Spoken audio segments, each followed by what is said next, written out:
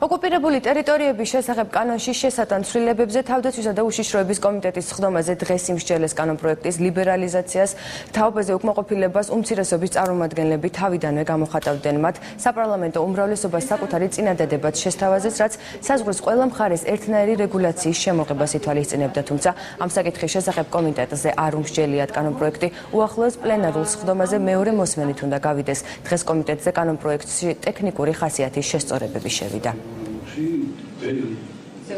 გახსენებთ, რომ პარლამენტის თავმჯდომარის გამოსვლის დროს მან თქვა, რომ თუ ეს იყო თემა, ის მზად იყო ამ თემასთან დაკავშირებით კონსულტაციები გაემართა და მეორე მოსმენისთვის ეს კანონი შეცვლილიყო. როგორც ჩანს, ეს გადაწყვეტილება შეიცვალა, ამ პარლამენტის თავმჯდომარემ ვერ დაარწმუნა თავის კოლეგები.